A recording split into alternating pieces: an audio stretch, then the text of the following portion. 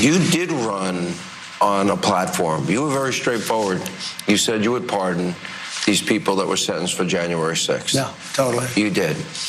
The only criticism or pushback I've seen is about people that were convicted or were involved in incidents where they were violent with police. Why did they get a pardon?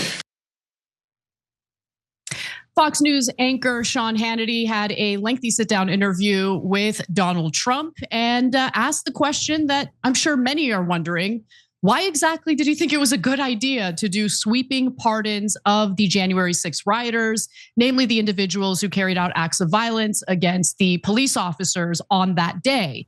And Trump basically, I mean, look, the guy doesn't hold back, right? He just says what he actually thinks. And in this case, he admitted that he didn't really care enough to go through the case by case review of individuals who were seeking to be pardoned. Let's take a look. Number one, they were in there for 3.5 years, a long time. Right. And in many solitary confinement, treated like nobody's ever been treated so badly. They were treated like the worst criminals in history. And you know what they were there for? They were protesting the vote because they knew the election was rigged and they were protesting the vote. And that you should be allowed to protest a vote. You should be allowed to. You know, when the day comes, you shouldn't be able to invade the Capitol. No, ready? Most of the people were absolutely innocent. Okay, but forgetting all about that, these people have served horribly a long time. It would be very, very cumbersome to go and look. You know how many people we're talking about? 1,500 people. Almost all of them should not have been. This should not have happened. And the other thing is this: some of those people with the police, true, but they were very minor incidents, okay? You know, they get built up by a couple of fake guys that are on CNN all the time. Nobody watches. They were very minor incidents, and it was time. You have murderers in Philadelphia. You have murderers in Los Angeles that don't even get any time. And those murderers in Los Angeles and Philly should 100% get time behind bars if they're convicted of murdering people. But, you know, look, I think it's important to differentiate people who were convicted of lesser charges, let's say stuff like trespassing, from the individuals who absolutely did carry out acts of violence and it was caught on camera. In fact, let me just quickly detail one of those individuals, one of those rioters. So his name is Matthew Kroll, and we're about to watch a video. Let's keep our mics up while I explain what you're seeing on the screen. This is a perfect example of someone who I don't think should have been pardoned. He's the individual wearing the red hoodie. He stole a baton from a police officer. You can see him holding it there and hitting someone over the head with it. And then the person he's hitting over the head is a police officer. He proceeds to assault cops with the baton he snatched away from a cop. So listen, if you're going to put everyone in the same bucket and pretend as if they were all, dealing with heavy-handed, prosecution, when all they did was mosey on into the Capitol building after the initial storming of the Capitol happened, it's just a total mischaracterization of some of these charges, of some of these individuals. Now, how many of these individuals carried out acts of violence? I don't know the exact number. What I do know is those people, unfortunately, were included in the sweeping pardons that Donald Trump did. And the reason why he's getting backlash is because people don't want to let individuals who assault cops off easy. And they feel that in this case, Donald Trump did. Yeah, so I'm gonna get to the substance of this in a second. First of all, they need higher chairs at the White House. So you'll go back and look at that clip of the interview and go, why are the chairs so short?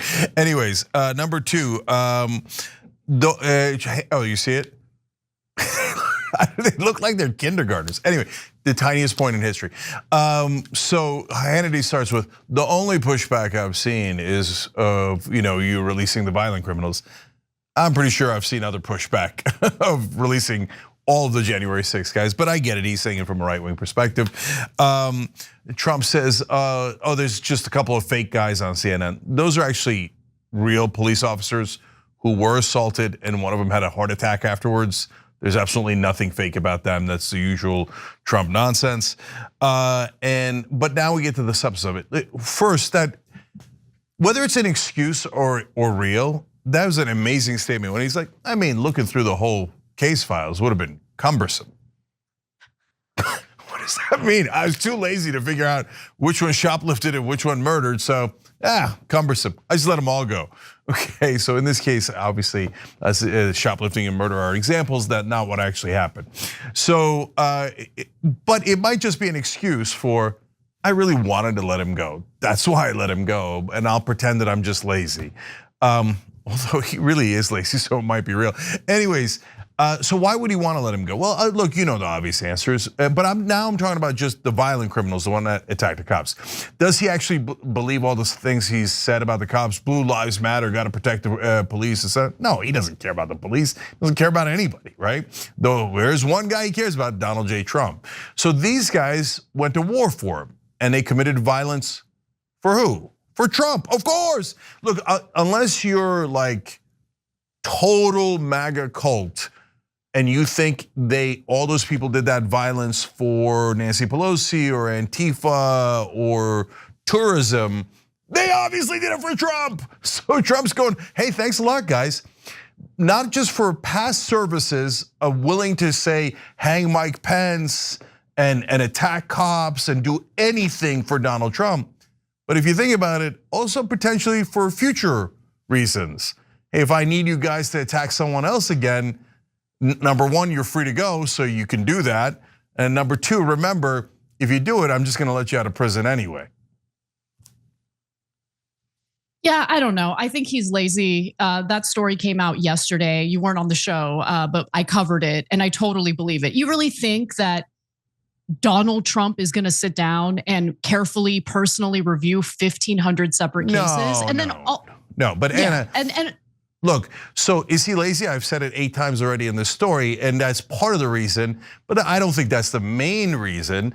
And second of all, the president doesn't have to personally do that. You just assign some guy at the White House, you'll have your answer for which cases to sift through in a matter of hours, right? So, I mean, so that's no excuse. So you think he's building an army of violent offenders who are going to create all sorts of havoc and fight on his behalf? Like that's what this is about? Well, Anna, he already did. During the debate with Biden in 2020, he said, Proud Boys stand by.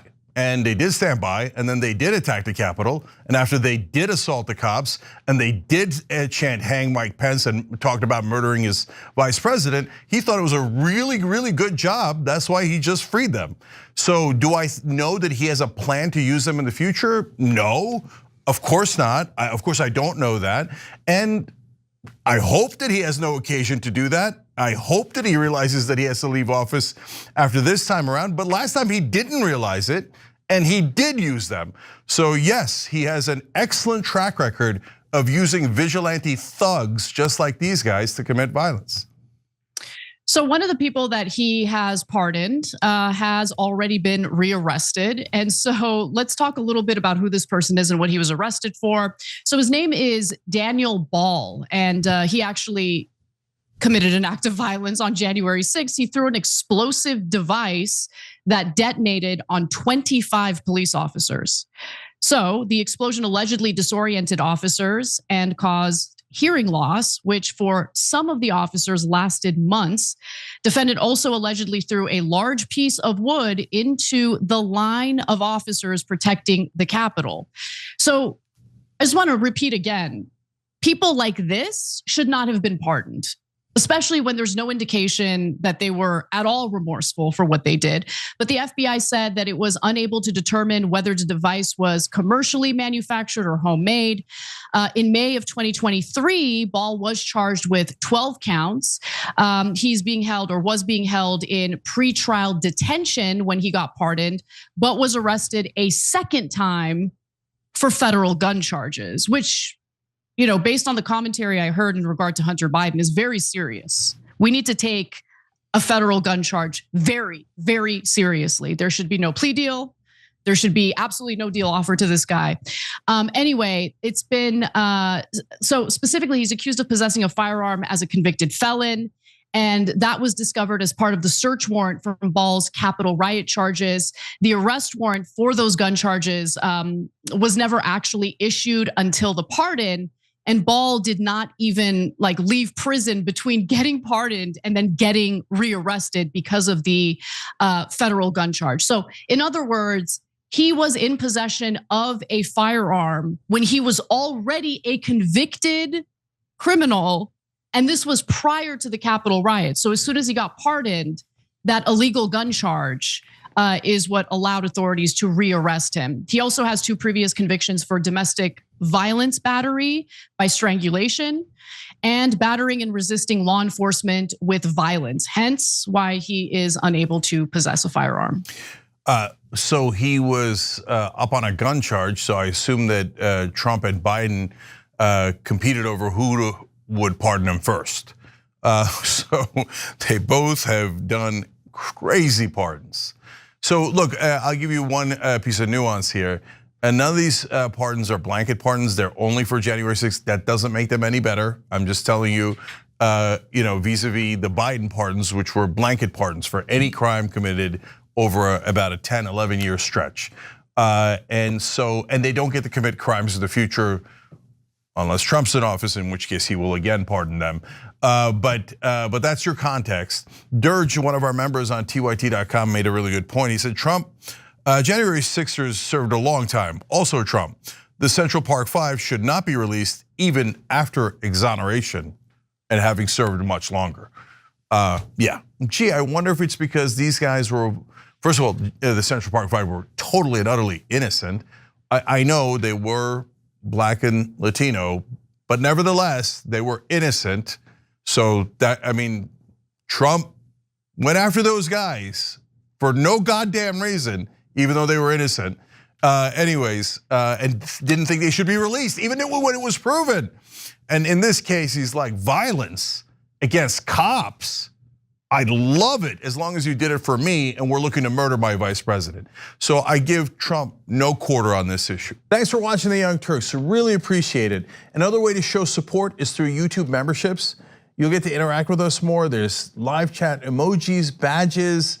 You've got emojis of me, Anna, John, JR. So those are super fun. But you also get playback of our exclusive member-only shows and specials right after they air. So all of that, all you gotta do is click that join button right underneath the video. Thank you.